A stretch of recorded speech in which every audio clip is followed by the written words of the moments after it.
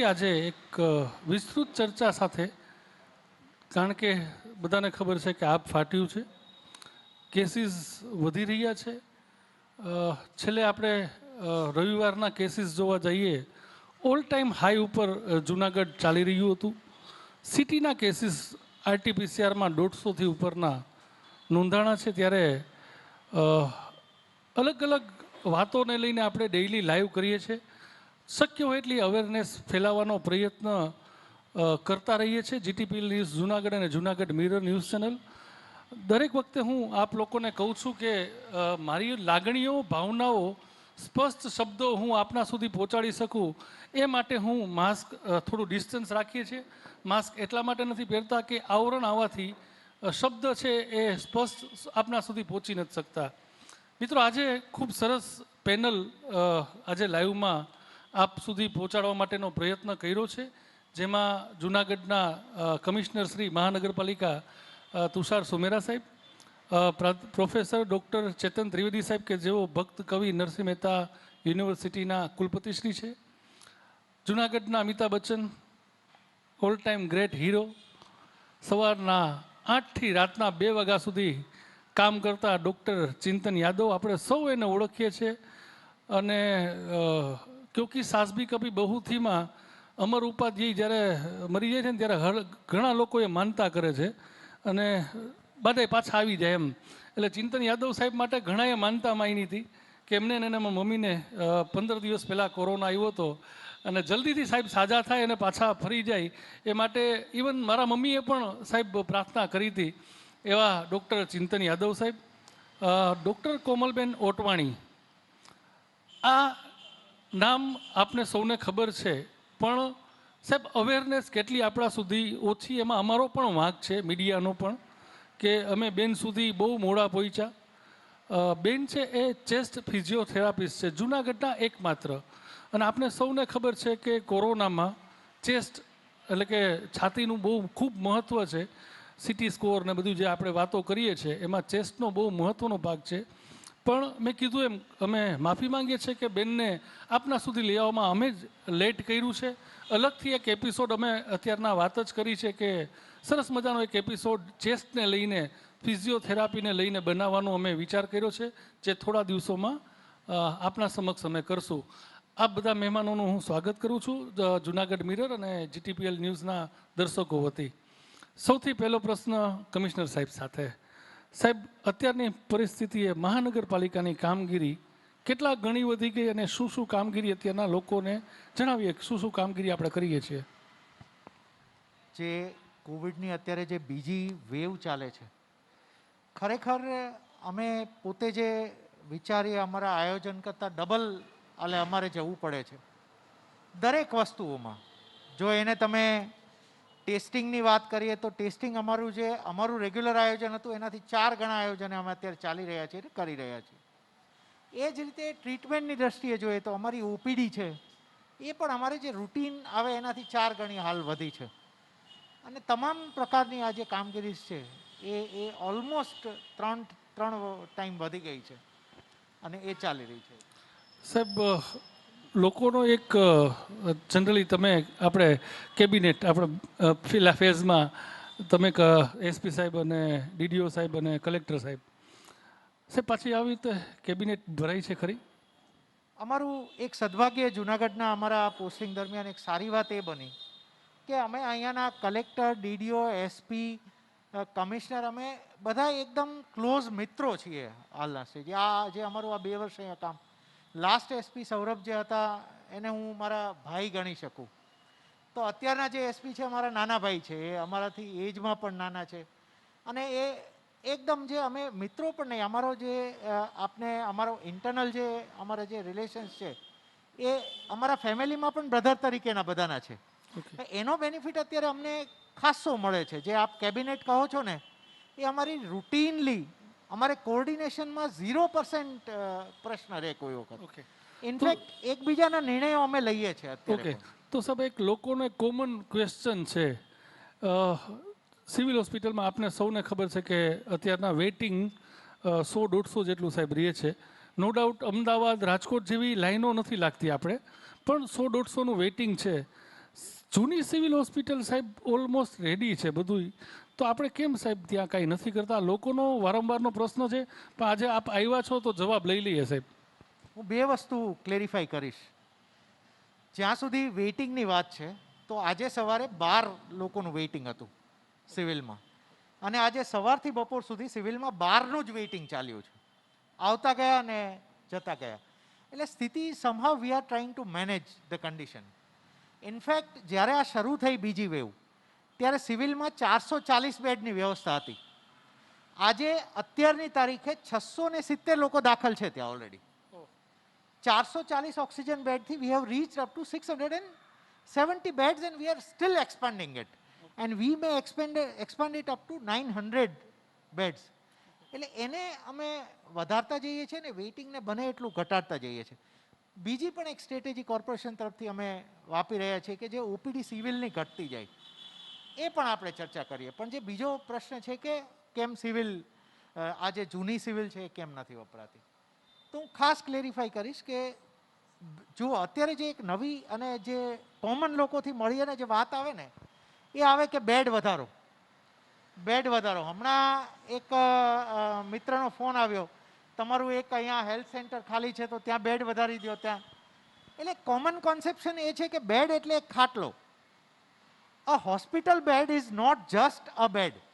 જો ફક્ત એક ખાટલો જ વધારવાની હોત તો જુનાગઢમાં રાતોરાત 1.5 લાખ ખાટલા વધી જાય.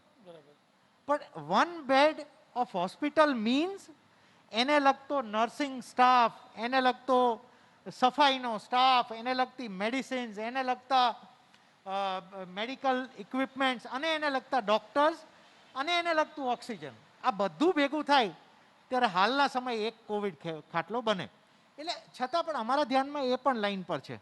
પણ હવે સદભાગ્ય એવું લાગી રહ્યું છે કે ઓક્સિજનનો અમારું મેનેજમેન્ટ હવે થોડું સુધર્યું છે 2-4 દિવસથી બહુ સારી રીતે, અને પ્લસ અહીંયા પૂરું પણ પાડી રહ્યા છે અને પ્રાઇવેટમાં પણ. એટલે જેમ જેમ એક્સપાન્ડ કરવાની જરૂર પડશે. પણ આપ જાણો છો એમ કે જે આ વેવ આવી છે, આ વેવની અંદર આપણે જે કોપઅપ કરવું પડે ઇટ ટેક્સ ટાઈમ.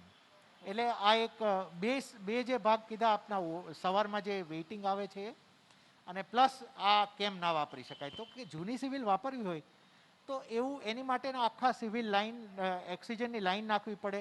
અને આપ તો કોરોનામાંથી નીકળ્યા છો એટલે આપને ખબર હશે કે હવે કોરોના માટે no oxygen bed is no bed.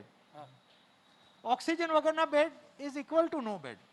Oxygen વગર નહીં, ઓક્સિજન આપો, અને ઓક્સિજન વગરનો બેડ કોની માટે જવાબદાર છે? કે જેને થોડું માઇલ્ડ છે તો એની માટે. એ પણ 144 બેડ અમે નવા ક્રિએટ કર્યા છે, અને ત્યાં ઇનફેક્ટ અમે ઓક્સિજન પણ આપવાનું શરૂ કર્યું છે. સાહેબ ખાસ કરીને એક સાથે જ તમારા પ્રશ્ન લઈ લઈએ, જેથી કરીને લોકોને એક ઉત્સુકતા હતી. શનિવારના પણ લોકો રાહ જોતા હતા, પણ શનિવારે આપને એક મિટિંગ આવી ગઈ ને ના અપાવી શકા. સાહેબ ઓક્સિજનનું પ્રોબ્લેમ ક્યાં આવે છે સાહેબ? અત્યારના થાય છે એવું કે લોકો બાટલા લઈને દોડાદોડી કરે છે, હોમ આઇસોલેશનવાળા ખાસ કરીને. અને શુક્રવાર સાંજ સુધી જેટલા ખાનગી હોસ્પિટલ છે એ લોકોના શ્વાસ પણ અધ્ધર હતા. તો સાહેબ આ પ્રોબ્લેમ જો કે આખા ગુજરાતનો છે, એવું નથી કે ખાલી જુનાગઢનો છે, આખા ગુજરાતનો છે, આખા ભારતનો પ્રોબ્લેમ છે. તો આપણે અહીંયા જુનાગઢની વાત કરીએ સાહેબ, તો આ ઇસ્યુ કેવી રીતે, શું કામ સોલ્વ નથી થતો સાહેબ? આજની સ્થિતિએ ઘણા લેવલે સોલ્વ થઈ ચૂક્યો છે. આજે આપને જણાવીએ કે પ્રાઇવેટ હોસ્પિટલ્સમાં ડૉક્ટર યાદવ પણ હાજર છે. પ્રાઇવેટ હોસ્પિટલમાં as of today we have been successful in maintaining oxygen, અને હાલ સિવિલમાં પણ થઈ રહ્યો છે. પણ ઓક્સિજનનું જે સપ્લાય મિકેનિઝમ છે ને એ ખાસ લોકો સમજે એવું છે. એકચ્યુઅલી ઓક્સિજનના મેજર, જેમ કે રિલાયન્સ ને બધા મેન્યુફેક્ચરર્સ છે લિક્વિડ ઓક્સિજનના, એ ત્યાંથી જાય સપ્લાયર પાસે, સપ્લાયરથી પછી આવે બોટલર્સ, અને એની પછી અહીંયાનું નેટવર્ક આવે નીચે આવતા. એટલે એક આખી લાંબી એની મિકેનિઝમ છે. હવે અચાનક કેવું થયું કે અમે પોતે જોયું છે કે આમ કેસ છે ને સીધા પહેલા અઠવાડિયાથી બીજા અઠવાડિયામાં આવતા ડબલ થઈ ગયા. એટલે રિક્વાયરમેન્ટ સીધી ડબલ આવી. હવે આ જે મિકેનિઝમની અંદર જે આ ગોઠવવું છે નવું, બીજું મેં આપને કીધું એમ કે એક ઓક્સિજન બેડ તૈયાર કરો એટલે એની લાઈન આખી બનાવવાની. એ લાઈન જે બનાવીએ છીએ એનું જે મટીરિયલ છે ને એ પણ કોપરનું વપરાય છે. એટલે આપ વિચારી શકો કે આ લાઈનો નાખવી એ પણ ઇનફેક્ટ તમારી પાસે ગમે એટલા પૈસા હોય. બીજું એનું જે ફિટિંગ કરે ને એનું, આ અમિતભાઈ જુનાગઢ સિવિલમાં અમારે બેડ એક્સપાન્ડ કરવા હતા તો વેલ્ડર શોધવાનો હતો તો એ શોધતા અમને આખો દિવસ ગયેલો કે એક એવો વ્યક્તિ કે જે આ કોપરમાં વેલ્ડિંગ કરી આપે. એ સદભાગ્ય નો ડાઉટ અમને જુનાગઢ બાજુથી જ એક વ્યક્તિ મળ્યા અને અમે કર્યું. એટલે સમય લઈ રહ્યું છે, પણ એઝ આઈ ટોલ્ડ યુ કે ઇટ ઇઝ નાઉ બિંગ મેનેજડ. અને હું આપના માધ્યમથી લોકોને ખાસ એશ્યોર કરવા માંગુ છું કે ઓક્સિજન હાલ આપણું સપ્લાય એકદમ રિસ્ટોર છે, એકદમ પહોંચાડી રહ્યા છીએ અને અમે વધારેમાં ને વધારે ઓક્સિજન લાવવા પ્રયત્ન કરી રહ્યા છીએ. જે મર્યાદા આવી છે એ ઘરે બેઠા જે ઓક્સિજન વપરાય છે એમાં મોટી આવી છે. અને એના એક બે કારણો હું આપને કહું કે આપણું જે હમણાં એક કાર્ટૂન ફરતું થયું છે, આપ જોજો કે કોઈ બેઠા છે ને એની પાસે રેમડેસિવિર પડી છે ને દવાઈ પડી, પછી એના વાઈફ એને કહે છે કે હવે કોરોના ક્યારે આવશે તમને. આવું એક કાર્ટૂન છે. અને આ છે ને આ માનવ સહજ આપણી એક પ્રશ્ન છે. મને કોરોના થાય ને તો મારું મગજ સૌથી પહેલા શું વિચારે ખબર છે? રેમડેસિવિર ક્યાંથી શોધીશ. હકીકતે કોરોના થાય એમાંથી અમે તો જોયું છે કે 70% લોકો ફક્ત સામાન્ય દવા લઈને બહાર આવી જશે, બાકીના 30%ને થોડી ઘણી તકલીફ પડશે. અને ડૉક્ટર યાદવ જેવા ડૉક્ટર્સ છે આપણી પાસે, એમણે બાકીના જે 10% વધ્યા છે ને એમાંથી એને બહાર લાવી આપશે. જે લોકોને વધારે ડેન્જર થવાનું છે હાર્ડલી 2, 3, 4% છે ઉપરના. એમ પણ થાય છે એવું કે જેવું કિટમાં આમ લાલ લીટો આવે ને એટલે પહેલો રેમડેસિવિરનો વિચાર આવે છે અને બીજો ઓક્સિજનના બાટલાનો આવે છે. એટલે જે ઘર બેઠે જે ચાલુ છે ને એમાં વેરિફિકેશન નથી થઈ શકતું કે કયા વ્યક્તિ ખરેખર પોતે વધારે તકલીફમાં છે ને ઓક્સિજનનો બાટલો લઈને બેઠા છે અને કયા વ્યક્તિ બિચારા હજી એને ડર છે અને બેઠા છે. એટલા માટે ઘર બેઠાનું જે સિસ્ટમ છે એને હજી અમે ડિટેલ માઇક્રો મેનેજ કરવા માંગીએ છીએ.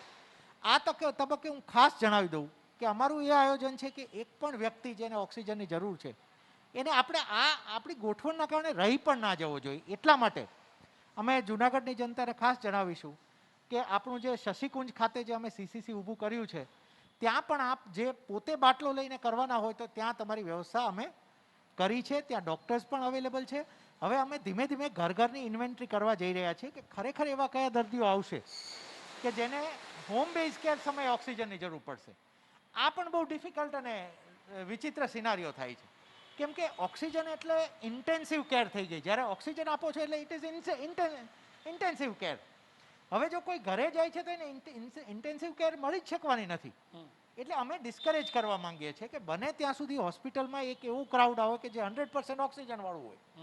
ઓક્સિજન વગરનું છે એ જાય સીસીસીમાં જાય અને પછી જો પ્રાઇવેટ કે સરકારી ફેસિલિટીમાં નથી જઈ શકતા તો પછી એ લોકો આવી જાય સીસીસીમાં. ત્યાં અમે ઓક્સિજન પ્રોવાઈડ કરીશું. સીસીસી ખાતે અમે કોન્સન્ટ્રેટર્સ રાખ્યા છે અને બાટલાઓની પણ વ્યવસ્થા છે. હવે બીજું એક થોડું હું સમય લઈ રહ્યો છું પણ હું ઘણી વસ્તુઓને ક્લેરિફાઈ કરવા માંગુ છું. Oxygen itself is a drug. એક પ્રકારનું હાલે ડ્રગ છે. આપણા વાતાવરણની અંદર 70% ઓક્સિજન હોય એટલે આપણું જે શરીર છે એ આખા વાતાવરણમાં જે શ્વાસ લે છે ને એમાંથી 70% લેવા ટેવાયેલું છે. હવે એને તમે સીધું 100% આપવાનું છે. હવે જો મારે જરૂર ના હોય, સમજો હું ફરીથી કહું છું, ખરેખર મારે 2 લીટર જ ઓક્સિજનની જરૂર છે અને જો હું 5 લીટર લઉં ઓક્સિજન તો મારા શરીર 2 લીટર લ્યા પછી જે 3 લીટર છે ને એ મારા શરીર માટે પોઈઝન છે. ડૉક્ટર સાહેબ વિલ એગ્રી વિથ મી. હવે જો હોમ બેઝ કેરમાં બાટલો આપવામાં આવે તો પ્રશ્ન એ છે કે ઇન્ટેન્સિવ કેર પોતે જ ધ્યાન રાખવાનું થશે. એ 2 લીટરની જરૂર સામે 5 લીટર જશે તો એ દર્દીના આરોગ્ય માટે ખૂબ એ આપને કહું કે ડૉક્ટર ગુલેરિયાએ હમણાં એક આખું ઓક્સિજન ઉપર મેં સાંભળ્યું હતું. એમણે કીધું હતું કે જેને 2 લીટરની જરૂર છે એને જો તમે 5 લીટર આપશો તો બાકીનું 3 લીટર એના શરીર માટે ઝેર આપી રહ્યા છો તમે, ઓક્સિજન નથી આપી રહ્યા એને. એટલે આ કારણથી અમે એવું પ્રમોટ કરવા માંગીએ છીએ શહેરમાં કે ઓક્સિજન જે પણ વ્યક્તિ લઈ રહ્યા છે એ એક હોસ્પિટલ કેરની અંદર જ લે. જો હોસ્પિટલ ના થાય તો સીસીસીમાં લે. સાહેબ એક વાર તમને અટકાવીશ. પ્રોબ્લેમ એ છે સાહેબ કે હોસ્પિટલોમાં, ખાનગી હોસ્પિટલોમાં અત્યારના સાહેબ 32 હોસ્પિટલ જુનાગઢની કોરોનાની થઈ ગઈ છે. આ સરકારે ડિક્લેર કર્યું છે કે દરેક હોસ્પિટલ કોવિડ હોસ્પિટલ હવે ગણાશે. એટલે ટૂંકમાં જેને કરવી હોય એ કોઈને પરમિશનની જરૂર નથી તો પણ સાહેબ બેડ નથી. અચ્છા, બીજું તમે અત્યારના ખબર પડે છે કે બહારનું જ વેઇટિંગ સિવિલ હોસ્પિટલમાં છે. બાકી અત્યારના 6 વાગ્યા સુધી આપણે જે લાઈવ ચાલુ કર્યું એની 5 મિનિટ પહેલાંથી જો જોવા જઈએ તો સાહેબ બધાને એવું જ છે કે 150નું વેઇટિંગ ચાલે, 150નું વેઇટિંગ ચાલે છે. આ વોટ્સઅપ યુનિવર્સિટીમાં અફવાઓ છે. પણ વસ્તુ એ છે કે સાહેબ તમે હવે અત્યારના લોચો એ છે કે હોમ આઇસોલેશન સર્વિસ દેવાવાળા ડૉક્ટરો વધી ગયા છે. અચ્છા, એ ડૉક્ટર છે કે નહીં કોઈ તપાસતું નથી. વસ્તુ ન્યા છે. અને એ લોકો તમે જેમ કીધું એમ કે 2 લીટરની જરૂર છે ને 5 લીટર આપે અને પછી હોમ આઇસોલેશનમાં પણ મૃત્યુ પામનારની સંખ્યા સાહેબ વધતી જાય છે અત્યારના. કારણ કે મહાનગરપાલિકાની એમ્બ્યુલન્સ માત્ર ને માત્ર અત્યારના હોમ આઇસોલેશનની બોડી ઉપાડવાનું કામ કરે. સાહેબ અમે શનિવારે જ આ વસ્તુ દેખાડી હતી કે સ્મશાનમાં કે બોડીનું વાત આવે સ્મશાનની સાહેબ, તો જનરલી ભગવાન ન કરે પણ સાહેબ જરૂરિયાત લાગે છે જુનાગઢમાં હજી એક સ્મશાન હોવું જોઈએ. હું આ એક બહુ દુઃખનો એ ટોપિક છે કે મને એઝ એ કમિશનર જ્યારે સૌથી વધારે સ્મશાનને વિઝિટ કરીએ ત્યારે દુઃખ લાગે. એમ દવાઓ અને એ બધામાં મહેનત કરવામાં છે ને આપણને આનંદ થાય. માની લો કે મારે દવાઓ ખરીદવી પડે, વધારે ટેસ્ટિંગ કીટો ખરીદવી પડે તો એમ થાય કે ઠીક, પણ વધારે લાશોની વ્યવસ્થા કરવી પડે ને એ દુઃખદ સ્થિતિ હોય. પણ એવી સદભાગ્ય જુનાગઢમાં બાય એન્ડ લાર્જ તમે જોજો કે સ્મશાનમાં વેઇટિંગ આપણે નથી. અમે વધારે ફેસિલિટીને સારી કરવા ટ્રાય કરી છે. અમારી 3 જે ઇલેક્ટ્રોનિક ભઠ્ઠી છે એને પણ શરૂ કરી છે. મને હાલના સ્ટેજે એવું લાગતું નથી કે અમારે વધારે કરવું જોઈએ કંઈ. પરંતુ હા, એ વાત છે કે અમારો સ્ટાફ છે ને એને અમે વધારે કામ લઈએ છીએ. કદાચ જો થાકશે તો અમે થોડી ફેસિલિટી થોડી બહાર આપીશું કે જે બહારના છે. માની લો કે કોઈ પણ વ્યક્તિ કેશોદ બાજુથી આવે છે તો એને એ બાજુનું જ કોઈક સ્મશાન મળી જાય તો એ વસ્તુ સારી છે કે એમના પરિવારને એ બધા એમના એકાંતથી અને સારી રીતે કરી શકે. નહીં, આમે સાહેબ જનરલી અત્યારના નહીં સાહેબ, આમ પણ હવે જુનાગઢ મોટું થઈ ગયું છે સાહેબ, બહુ એરિયા વાઇઝ બહુ મોટું થઈ ગયું છે. તો શક્ય હોય તો એકાદ હવે સાહેબ તમે અહીંયા છો જ કમિશનર સર તરીકે અને હવે જુનાગઢના લોકોથી પણ અવગત છો. ઝાંઝેડા બાજુ કે ક્યાંય પણ એક જગ્યાએ જમીન લઈને ન થઈ શકે એમ સાહેબ? આ ઇસ્યુ વર્ષોનો પ્રોબ્લેમ છે સાહેબ. Land is a very square resource. પહેલો પ્રશ્ન એ છે. અને બીજું છે ને, ઘણું નો ડાઉટ અમે કરીએ જ પ્રયત્ન, પણ હાલ અમને એવું લાગે છે કે આ તો એક કોવિડ જેવી સિચ્યુએશન આવી ગઈ. બાકી આપણું સ્મશાન હજી વર્ષો સુધી છે ને પૂરતું છે. અને પાછું એનું ધાર્મિક મહત્વ એટલું બધું છે ને કે દામોદર કુંડ નજીક છે એટલે આપણે ગમે ત્યાં બનાવીશું ને પણ ડેડ બોડીઝ તો ફરજિયાત ત્યાં આવશે.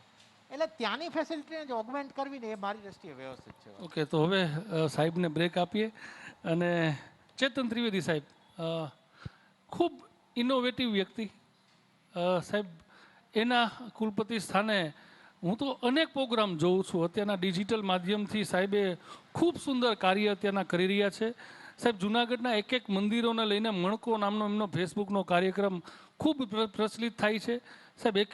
અત્યારના જ્યારે એટલી નેગેટિવિટી ફેલાણી છે લોકોમાં, ભયનું વાતાવરણ છે, ત્યારે દર શનિવારે મણકો સાહેબ 1 કલાકનો પ્રોગ્રામ જોવો એટલે તમને જુનાગઢના મંદિરો વિશે તમે નહીં જાણતા હોય એટલી વસ્તુ સાહેબના અધ્યક્ષસ્થાને આ મણકાનો કાર્યક્રમ થતો હોય છે. પ્લસ ઘણી બધી એક્ટિવિટી સાહેબે નવી શરૂ કરી છે. સૌથી પહેલાં સાહેબ, બાળકોનું 1 વર્ષનું ભવિષ્ય અંધકારમય, બાળકો માટે તમને સારામાં સારો જો મેસેજ અત્યારના દેવો હોય તો, કારણ કે સાહેબ 1 વર્ષથી બાળક ડિજિટલ માધ્યમથી માની લો કે ફિઝિકલી ભણી શકે છે પણ પ્રેક્ટિકલ તો જ્ઞાન જોઈએ નથી મળતું. તો હાલની પરિસ્થિતિ કેવી સાહેબ? જેમ કમિશનર સાહેબે વાત કરી, તમે પણ વાત કરી કે આખો પ્રકલ્પ એવો છે કે આબ ફાટી ગયું છે, થીગડા દેવા જેવો વિષય બને છે. એટલે એમ પરિસ્થિતિ માત્ર જુનાગઢની નથી કે ગુજરાતની નથી, ભારતની નથી, વિશ્વ લેવલની સમસ્યા છે. એટલે સૌથી પહેલાં તો હું આખો વિષય એક લોકોની માનસિકતા તરફ લઈ જવા માગું છું કે વી હેવ નેવર થોટ કે આવા ઓનલાઈન એજ્યુકેશન થશે, ઓનલાઈન વેબિનાર થશે. તો આજે વિદ્યાર્થીઓ ઓનલાઈન ભણી પણ રહ્યા છે. કદાચ આ પ્રકારનું આપણે ઓક્સફર્ડ અને યુનિવર્સિટીમાં મૂક કોર્સિસ ચાલતા હતા. ભારત એવું માનતું હતું કે આપણે આ બધું ન કરી શકીએ. No doubt. એટલે હાયર એજ્યુકેશનમાં બહુ પ્રશ્નો નથી થયા કે ઓનલાઈન ઇન્ટરેક્ટિવ માધ્યમથી થયા છે, ક્લાસીસ ચાલ્યા છે, વર્ગો ચાલ્યા છે, ઓનલાઈન પરીક્ષાઓ પણ થઈ છે. પણ પ્રાથમિક શાળાઓમાં ક્યાંક જે કહેવાય જે બાળકોનું શિક્ષણ છે એમાં અસર પડી છે. પણ હવે આખો વિષય કેવો છે કે આખું સમગ્ર દુનિયામાં અત્યારે ચર્ચા થઈ સ્મશાનની, બેડની, ઓક્સિજનની. તો શિક્ષણમાં કદાચ આ બધા કાળમાં એકાદા વર્ષ થોડું ઓછું શિક્ષણ મળે તો એમાં કોઈ પ્રશ્ન નથી. પણ તેમ છતાંય સરકારશ્રી એના પ્રયત્નથી બાળકોની પરીક્ષાઓ પણ થઈ છે. આપણી યુનિવર્સિટીમાં we are the first in Gujarat કે આપણે પ્રથમ સેમેસ્ટર, ત્રીજા અને પાંચમા સેમેસ્ટરની બધી જ પરીક્ષાઓ લઈ લીધી છે. વચ્ચે થોડો રિલીફ પીરિયડ મળ્યો, એ પીરિયડ દરમિયાન આપણી પરીક્ષાઓ થઈ ગઈ છે અને વિદ્યાર્થીઓ ખૂબ સરસ રીતે મેનેજ કરી રહ્યા છે. અને માઇક્રો મેનેજમેન્ટથી આપણે 4 જિલ્લામાં લગભગ 200 જેટલા સેન્ટર ઉપર 30,000 વિદ્યાર્થીઓને એક સાથે પરીક્ષા લીધી હતી. ભગવાનની કૃપાથી થઈ ગયું હતું. પણ મારે ખાસ મેસેજ આપના માધ્યમથી એવો આપવો છે કે આ કોવિડમાં પેન્ડેમિક સિચ્યુએશનમાં માનસિકતા ન બદલાઈ જવું જોઈએ. કે હું તમને એક સરસ ઉદાહરણ આપું કે મનુષ્ય પણ એક પ્રાણી છે યાદવ સાહેબ, પણ મનુષ્યમાં એક વધારાની શક્તિ જે છે ને એ કલ્પના શક્તિ છે.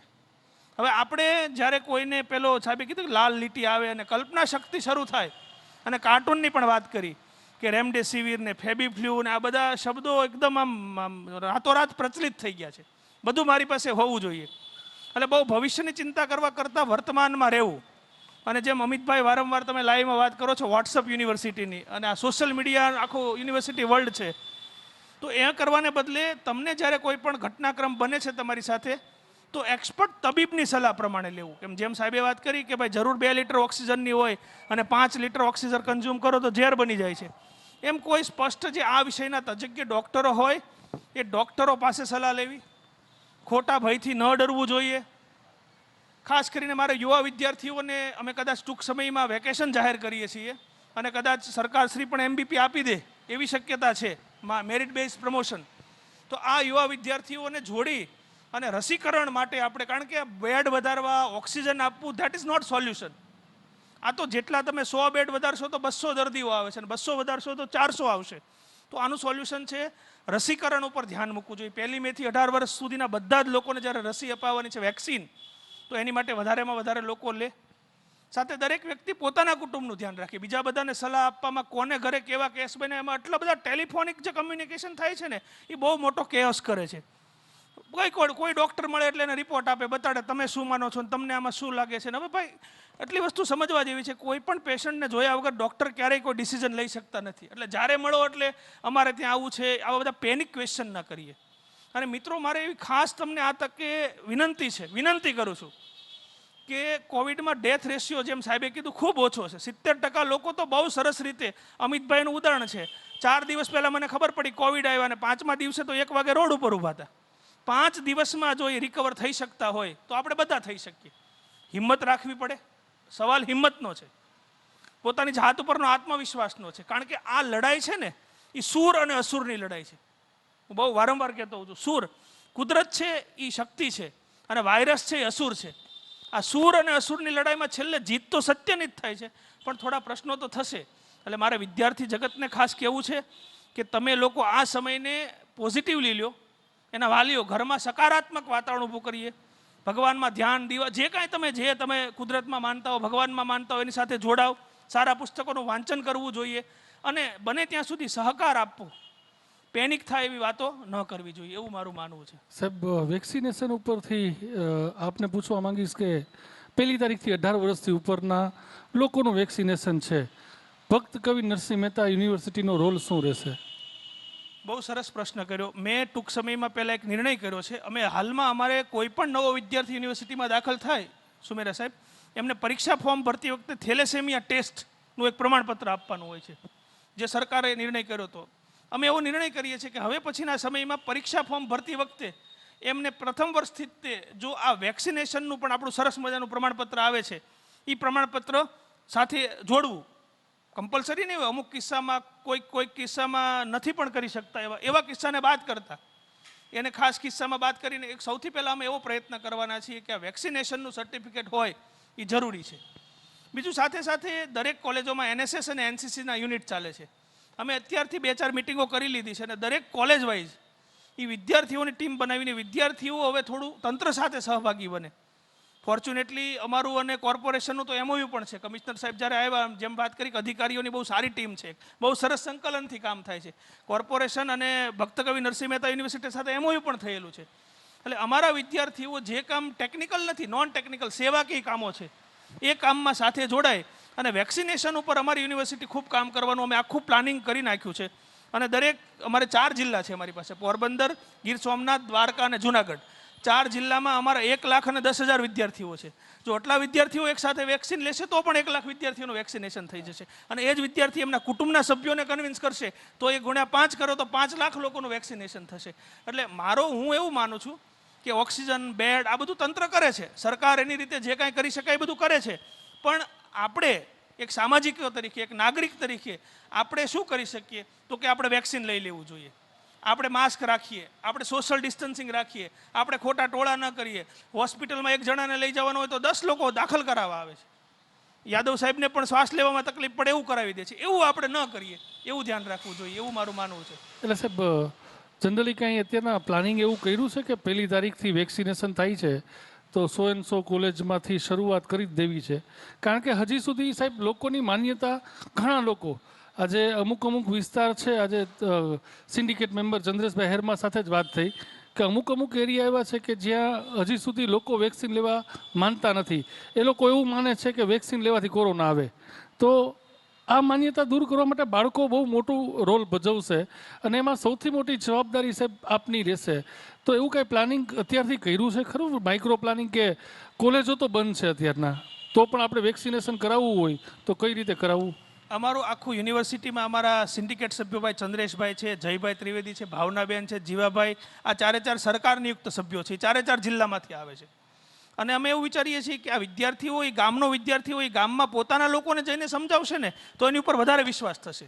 આજે કોઈ બહારનો વ્યક્તિ ડૉક્ટર સમજાવશે એટલે પહેલાં અમે નાના હતા ને ત્યારે સાહેબ અમને ગામડામાં અમે ભણતા, ગામડાની સ્કૂલમાં, એટલે પેલો વેક્સિનેશન દેવા આવે ને એની માટે એક શબ્દ વપરાતો, કદાચ તમને ખ્યાલ, સીણી દેવા આવ્યા. એ સીણી શબ્દ વાપરતા. એ સીણી દેવા આવે એટલે ભાગી જાય છોકરા, કોઈ અંદર બેસે જ નહીં, તાવ આવી જવાની બીકથી. તો આ બીક દૂર કરવા માટે અમે એક ટીમ બનાવી છે, દરેક પ્રિન્સિપાલો, અને અમારી પાસે લગભગ NSSમાં બહુ મોટા યુનિટ છે દરેક જગ્યાએ. અને NSSમાં જોડાયેલો વિદ્યાર્થી સામાન્ય રીતે સામાજિક અને સેવાકીય હોય.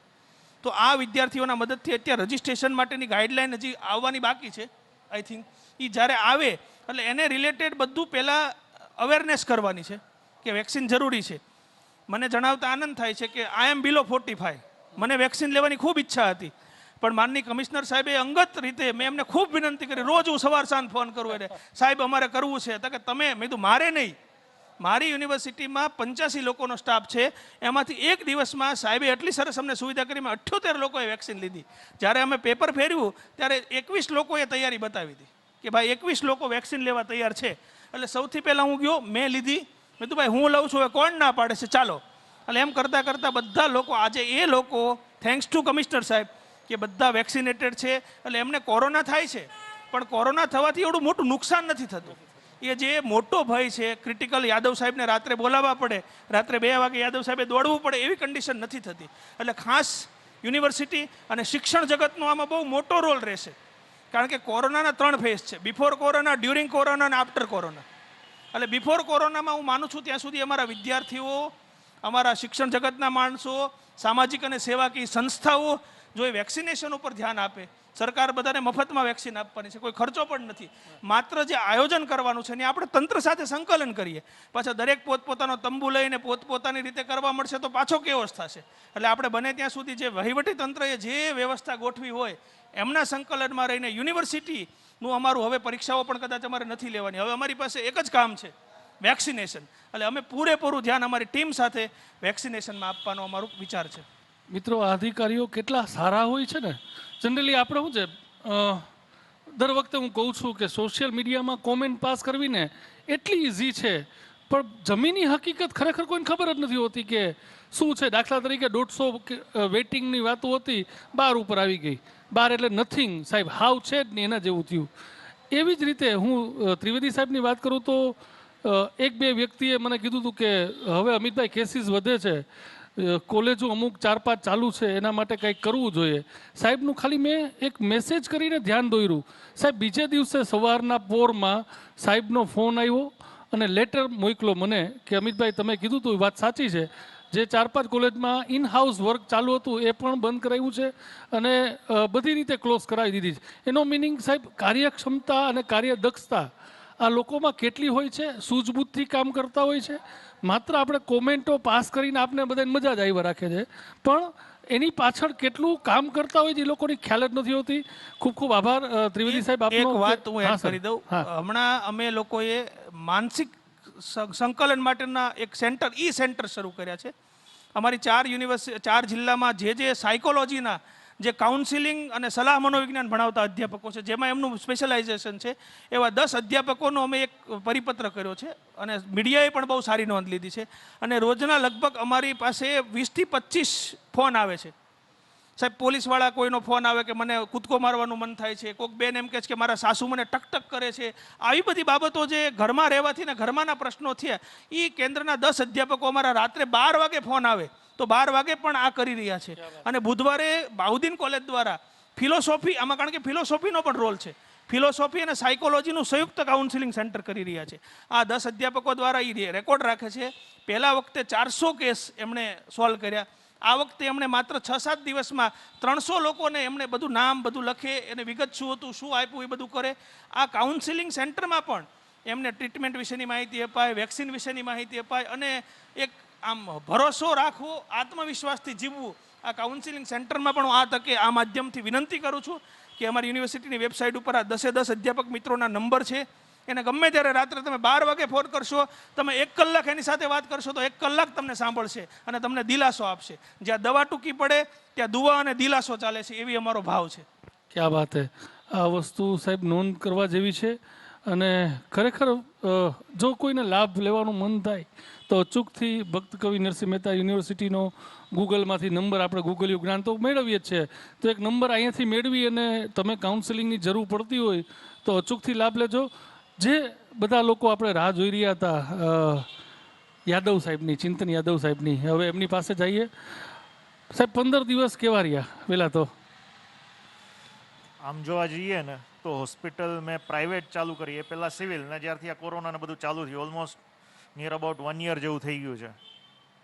મારી ઢીંગલીને આટલી સારી રીતે રમતા મેં અઠવાડિયામાં પહેલી વાર જોઈ કે અરે ખરેખર આટલું ટેલેન્ટ છે કે વોટ એવર. અમુક વસ્તુ રાતે છેલ્લા 2 મહિનામાં તો એવી પરિસ્થિતિ હતી, સવારે હોસ્પિટલ જવા નીકળીએ ત્યારે પણ સૂતી હોય, બપોરે જમવા આવ્યા ત્યારે પણ સૂતી હોય, ને રાતના લેટ પહોંચ્યા ત્યારે પણ સૂતી હોય. હાર્ડલી ક્યારેક મોર્નિંગમાં ભેગું થવાતું. પણ ઓવરઓલ થોડું રિલેક્સિંગ ઘણું લાગ્યું મને આ જે 2 વીક હતા એ. પણ થોડું અંદરથી દુઃખ પણ એટલું જ હતું કે જેમ પરિસ્થિતિ થોડી વિકટ બનતી જાય છે જુનાગઢની, કે કેસીસ વધતા જાય છે, લોકો હેરાન થતા જાય છે, ન્યૂઝમાં સાંભળતા, ફોન આવતા, એટલે થોડું એ વસ્તુનું દુઃખ પણ હતું કે હવે આપણે થોડા હેલ્પલેસ થઈ જાય, કે હવે મદદ કરવી છે લોકોની પણ કરી શકાતી નથી. તો પણ જેટલા ટેલિફોનિકલી જેટલી હેલ્પફુલ જે રીતે થતી હતી એ પ્રમાણે કરતા હતા. પણ ઓવરઓલ એ ફેઝ થોડો સારો રહ્યો, સ્પેશિયલી ફેમિલી માટે ટાઈમ જે કહેવાય ને કે ક્વોલિટી ટાઈમ મેં સ્પેન્ડ કર્યો, એ વસ્તુ સાચી. સાહેબ, તમને લોકોને કહી દઉં કે સાહેબનું ક્વોરન્ટાઇન લગભગ 2-3 દિવસ મારી પહેલાં, હું એની પહેલાં 3-4 દિવસ સિનિયર કોરોનામાં. પણ સાહેબ, એણે મને યાદ છે કે ગમે ત્યારે ફોન કરો, રાત્રે 1-1.5 વાગે તમે એને મેસેજ કરો, રાત્રે એ ફોન ઉપર પ્રિસ્ક્રિપ્શન, કારણ કે એક લિમિટેશન હોય છે. જ્યારે કોરોના આવ્યો હોય તો ક્વોરન્ટાઇન રહેવું જ પડે. એ સાથે એમના મમ્મી પણ કોરોના પોઝિટિવ હતા. પણ સાહેબે જરા પણ આળસ કર્યા વગર, સાહેબ, દરેક વ્યક્તિને, આપણે એમ થાય છે કે લોકો કમાવાની વાતું આપણે બધા કરતા હોય છે ને, પણ મને મિનિમમ હું તમને કહું છું સાહેબ, સાહેબ ઓપીડી 100ની કરે છે, પણ એના ક્વોરન્ટાઇન પીરિયડ દરમિયાન એના 50 પ્રિસ્ક્રિપ્શન તો એ સવાર સાંજના લખતા જ હશે. આવી સેવા સાહેબની હતી. સાહેબ, આજે કમિશનર સાહેબે અહીંયા છે, કાંઈ પણ ડિમાન્ડ અને તમારી જરૂરિયાત કાંઈ લાગતી હોય ડૉક્ટર તરીકે તો તંત્ર પાસે શું ડિમાન્ડ કરશો? કારણ કે સાહેબ, આમાં થઈ જવું, કોરોનાની વાતો બહુ થઈ ગઈ, પણ હવે જરૂરિયાત તમારી બધાની, કારણ કે ગિરનાર કોવિડ હોસ્પિટલમાં આપ છો, આપની પોતાની પર્સનલ હોસ્પિટલ છે, ત્યારે તંત્ર પાસે કાંઈ અપેક્ષા હોય તો. હવે અમિતભાઈ, એકચ્યુઅલમાં કાલે પાછું હું જુનાગઢ આવ્યો, 12 ક્વોરન્ટાઇન હતો. કાલે મારો ક્વોરન્ટાઇન પીરિયડ પૂરો થયો એટલે રાત્રે મેં કીધું કાલથી ઓપીડી ચાલુ, મતલબ આજથી ઓપીડી ચાલુ કરું છું, તો હોસ્પિટલે જઈ મેં કીધું એકવાર થોડા સિચ્યુએશન જોઈ લઉં, ઇન્ડોર પેશન્ટની હાલત કેવી છે, સ્ટાફની કેવી કન્ડિશન છે, હોસ્પિટલમાં દવાઓ તો કેટલી છે. તો મને થોડું અમુક વસ્તુ જાણીને નવાઈ લાગી કે કહેવાય ને કે અમે તો કદાચ અમારા હાથ પગ, અમારી દવાઓ, અમારા સ્ટાફ છે, અમે એમના વગર, સારી દવાઓ વગર કે અમારા સારા સ્ટાફ વગર અમે કંઈ જ ના કરી શકીએ. મેડિકલ સ્ટોરમાંથી મને એવો જવાબ મળ્યો કે સાહેબ, સારા ઇન્જેક્શન્સ, સારા બ્રાન્ડ કંપનીના કે જે અમે જનરલી પ્રિફર કરતા હોઈએ, સારી ટેબ્લેટ્સની ઓવરઓલ આખા જુનાગઢમાં અછત છે.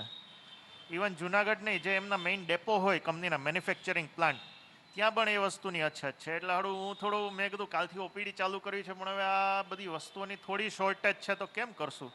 એટલે એ વસ્તુ અત્યારે જો પ્રેક્ટિકલી કહું ને કે સારી દવાઓની, સારા ઇન્જેક્શન્સની અત્યારે ઓવરઓલ હું નહીં, બધા ડૉક્ટરો ફેસ કરતા હશે કે અછત ખરી. હવે વસ્તુ કે હાલો કદાચ તંત્ર પણ આમાં લિમિટેશન એમની પણ ગણી જ શકાય, કેમ કે હવે જ્યાં મેન્યુફેક્ચરિંગ જ અમુક લિમિટ હોય પણ એની સામે કન્ઝપ્શન આઉટ ઓફ પ્રોપોર્શન, જેમ ઓક્સિજનનું કન્ઝપ્શન વધી રહ્યું છે, જેમ બેડની કેપેસિટી કરતાં વધારે પેશન્ટ આવતા હોય છે, એ રીતે દવાઓનું કન્ઝપ્શન પણ એટલું વધી રહ્યું છે.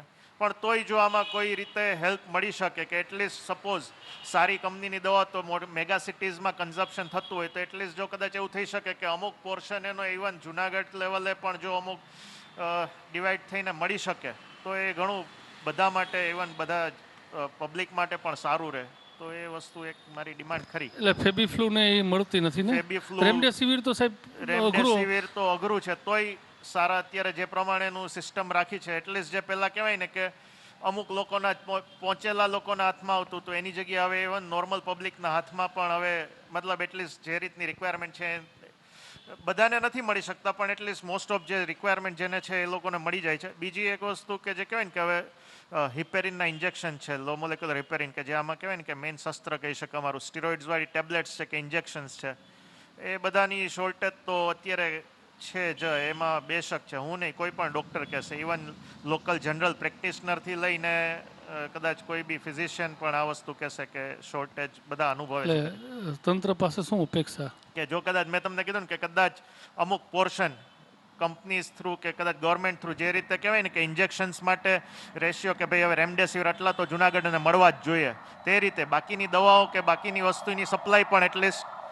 જુનાગઢ લેવલ સ્ટીરોઇડ્સની સારી બ્રાન્ડેડ કંપનીની સ્ટીરોઇડ્સ કે છે કે પછી સારી બ્રાન્ડેડ કંપનીના હિપેરિનના ઇન્જેક્શન્સ છે કે એન્ટીબાયોટિક્સ છે, એ બધી વસ્તુ પણ એટલીસ્ટ એલોટેડ સ્લોટમાં કે અમુક જથ્થો એટલીસ્ટ જુનાગઢ પૂરતો મળે એવી જો વસ્તુ થાય તો એ ખરેખર જુનાગઢના લોકો માટે ફાયદાકારક રહેશે. એટલે એટલા માટે કે આજે સાહેબ કમિશનર સાહેબ છે જ અને કલેક્ટર સાહેબને ડ્રગ ઇન્સ્પેક્ટરને બધા બેસતા હોય છે, તો આજે છે તો આપણે એક ઈ લાભ લઈએ, કારણ કે ડાયરેક્ટલી તમે બધા એ વાતો કરી શકતા કે ન કરી શકતા હોય ખબર નથી, પણ આજે એક મોકો છે તો લોકો સાથે વાત કરવા બેઠા છે ને ઇન્ટરેક્શન કરવું તો ચોખ્ખું શું કામ ન કરીએ, ટ્રાન્સપેરન્ટ ઇન્ટરેક્શન થાય. સાહેબ સૌથી મોટો પ્રશ્ન કમિશનર સાહેબે કીધું એવી રીતે હોમ આઇસોલેશનના દર્દીઓ અત્યારના પોતે જાતે ડૉક્ટર થઈ ગયા છે, તેમના માટે શું સલાહ છે? જો આમાં કેવી પરિસ્થિતિ એવી થતી હોય છે, સૌથી પહેલાં તો કે કહેવાય ને આમ તો કોઈ પણ બીમારીમાં, સ્પેસિફિકલી આ બીમારીમાં તો ખાસ દર્દીને સાજા થવા માટે ડૉક્ટરનો રોલ છે ને 30% છે. હું હજી કહું છું 30% રોલ છે ડૉક્ટરનો આ બીમારીમાં સાજા.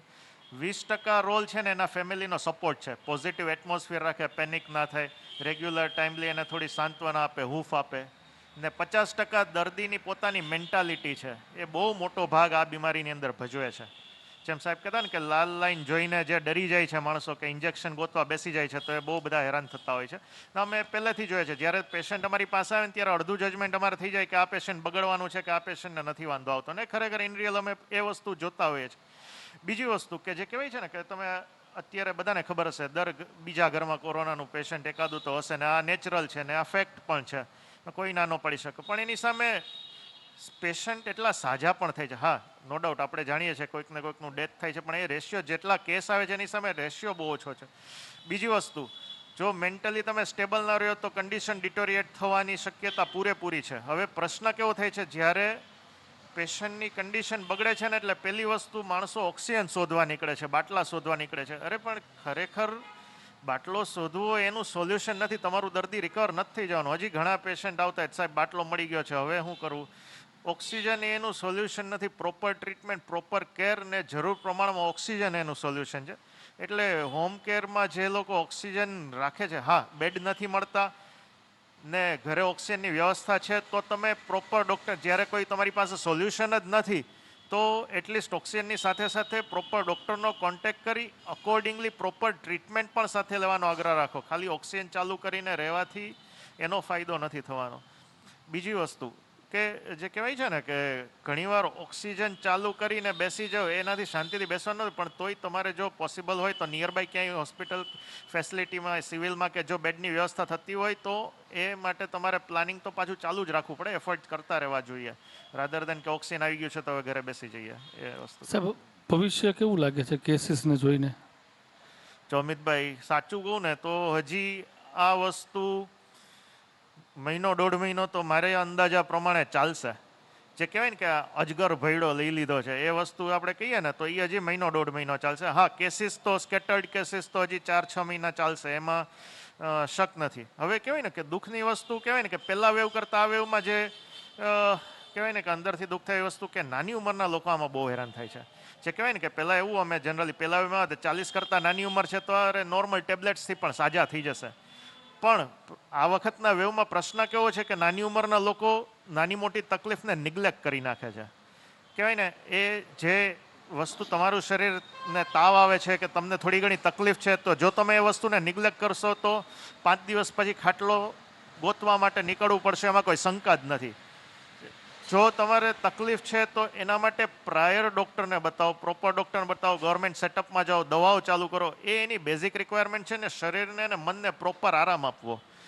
જો તમે શારીરિક રીતે કામ કર્યા કરશો ને 7મા 8મા દિવસ દરમિયાન લંગ ઇન્વોલ્વમેન્ટ વધશે ને પછી જે કહેવાય ને બધું ભેગું કરવા જશો તો એ વસ્તુ ડિફિકલ્ટ થવાની. ને હું પહેલા વેવમાં પણ કહેતો હતો ને અત્યારના વેવમાં પણ મારું કહેવાનું છે કે જે લોકોની કન્ડિશન બગડે છે એમાંથી 70% લોકો પોતાની ભૂલના કારણે એમની કન્ડિશન બગડે છે. 30% પેશન્ટ હા વોટેવર એમના અંડરલાઇંગ ડિસીઝ ને બીમારીના કારણે બગડતા, પણ 70% લોકો કોઈના કોઈ કારણસર બેદરકારી, મોડી દવા ચાલુ કરાવી, મોડા રિપોર્ટો કરવા, દવાઓ ટાઈમલી ના લેવી, ફિઝિકલ એક્ઝર્શન ચાલુ રાખવું, આ બધા કારણોના લીધે જ તે બગડતા હોય છે. એટલે મારી સૌથી પહેલી વસ્તુ તો બધા વ્યુઅર્સને અપીલ કરવાની, આજે તમને કેસ નથી તો કદાચ આવી શકે આવતા દિવસોમાં, પણ જો બીમારી આવે તો શારીરિક માનસિક શાંતિ રાખવી, પ્રોપર ટાઈમે દવાઓ ચાલુ કરવી, પ્રોપર ટાઈમે નિદાન કરાવવું ને ડૉક્ટરના કોન્ટેક્ટમાં રહેવું જરૂરી છે. જો એ પ્રમાણે નહીં રાખો તો તમને કહું છું એ પ્રમાણે આપણે પણ ખાટલા ગોતવાનો વારો કે વેઇટિંગમાં બેસવાનો વારો આવશે, એમાં કોઈ શંકા નથી દોસ્તો. ખૂબ સરસ વાત છે. અને હું ને ચેતનભાઈ ત્રિવેદી સાહેબ બંને ખૂબ ખૂબ આભાર માનીએ છીએ કે સાહેબના મિસિસ હતા અને અમે તો જો કે પેરેલલ હતા, સરખે એક જ દિવસમાં અમે બધા ભેગા થયા હતા પોઝિટિવમાં, અને સાહેબે ખૂબ સારી સારવાર કરી અને અમને બધાને તમારી બધાની રૂબરૂ આવવામાં મદદ જે મળી છે એમાં યાદવ સાહેબનો ખૂબ મોટો ફાળો છે. થેન્ક યુ સાહેબ. વાત કરશું કોમલબેન ઓટવાણી સાથે. મિત્રો મેં જેમ કે કીધું એમ કે અમારી સૌથી મોટી મીડિયાની ભૂલ હોય તો કોમલબેનને પ્રિપરેશન કરવામાં મોડું કર્યું છે, અને એના માટે હું ક્ષમા કોમલબેન પાસે પણ માગું છું ને તમારા બધા પાસે પણ. ચેસ્ટ ફિઝિયો જુનાગઢમાં એકમાત્ર, સાહેબ જુનાગઢમાં છે જ નહીં ચેસ્ટ ફિઝિયોથેરાપિસ્ટ ઘણા બધા હશે, પણ સાહેબ એમાંય પણ સુપર સ્પેશિયાલિટી હોય છે, અને એમાં જો જુનાગઢમાં હોય અને આપણે એમનો લાભ ન લીધો હોય, અમે લોકોએ લાભ ન દીધો હોય તો એ ખરેખર ભૂલ છે. કોમલબેન, સૌથી મોટો પ્રશ્ન કે બધા જ લોકો અત્યારના ખૂબ તણાવમાં છે, તણાવ દૂર કરવા એવી ચેસ્ટ ફિઝિયોથેરાપીની ટેકનિક કે જે ખૂબ કારગર નીકળી હોય એવી કઈ? તણાવ એ બહુ જ મોટો શબ્દ છે કદાચ અત્યારે કોવિડ-19ની સિચ્યુએશનમાં. હવે તણાવ મુક્ત થવા માટેની જે એક્સરસાઇઝ છે ચેસ્ટ ફિઝિયોથેરાપી ટેકનિક, એ બહુ જ સરળ રીતે બધા જ કરી શકે, નોર્મલ પબ્લિક પણ કરી શકે, પ્લસ જે લોકો ઓપીડી બેઝડ પેશન્ટ્સ હશે એ પણ આરામથી કરી શકે, એઝ વેલ એઝ જે આઈસીયુની અંદર એનઆરબીએમ માસ્ક સાથે નહીં પણ ખાલી ઓક્સિજન ઉપર હોય કે એમને એમ ઇન્ડોર થયેલા હોય એ બધા કરી શકે એવી ટેકનિક છે. એનું નામ છે ડીપ બ્રીથિંગ એક્સરસાઇઝ. એને બીજી એકદમ સાદી ભાષામાં, સરળ ભાષામાં કહેવાય છે બેલી બ્રીથિંગ. બરાબર? જનરલી આપણે બધા ટેવાયેલા હોઈએ છીએ કે ક્યારે અંદાજો નથી આવતો કે આપણે ખરેખર શ્વાસ લઈ રહ્યા છીએ કે નહીં, અને કોવિડ-19એ શીખવાડી દીધું કે oxygen is also very much important. Oxygen પણ એટલો જ જરૂરી છે જેટલું પાણી જરૂરી છે બોડી માટે. એટલે ડીપ બ્રીથિંગ એક્સરસાઇઝ ખૂબ જ આવશ્યકતા છે આની, કે બધા લોકો, ઇવન આપણે પોતાનાથી જ શરૂ કરીએ, જેમ કે ચિંતન સર પણ અહીંયા બેઠા છે, તો આપણે બધા પણ ખૂબ તણાવમાં અત્યારે કામ કરી રહ્યા છીએ કે અમને ખુદને પણ જરૂર પડતી હોય છે કે ચલો બેસીએ ઘડીક વાર અને ડીપ બ્રીથિંગ કરી લઈએ, પછી ફરીથી શરૂ કરીએ કામ. એટલે આપણાથી જ શરૂ કરીએ. બહુ જ સરળ ટેકનિક છે.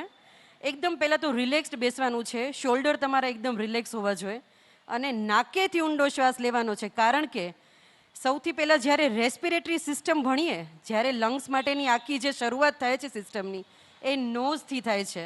એટલે એ એકમાત્ર એવું ઓર્ગન છે જ્યાંથી ખરેખર શ્વાસ લેવો જોઈએ બધાએ, બરાબર. અને જ્યારે પણ તણાવ હોય, સોરી હું 1 મિનિટ માટે માસ્ક રિમૂવ કરીશ ફ્યુ સેકન્ડ માટે. આપણે જ્યારે તણાવમાં હોઈએ છીએ ત્યારે ટેકિપનિક થતા હોઈએ છીએ, કદાચ ઘણા બધા જોતા હશો આપણે, આવી રીતે શ્વાસ લેવાની આપણને આદત પડી જતી હોય.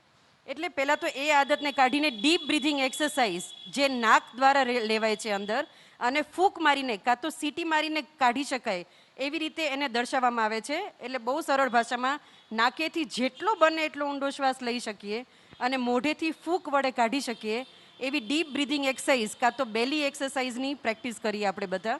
જનરલ પબ્લિક પણ કરી શકે આરામથી, અને જે ઇન્ડોર પેશન્ટ છે એ પણ આરામથી કરી શકશે. અને આ ક્યારે કરવું એ બહુ અગત્યનું હોય છે. જ્યારે પણ તમે તણાવ મહેસૂસ કરો ત્યારે કરી શકો છો. એ તમારા તણાવ દૂર કરવામાં બહુ હેલ્પફુલ છે.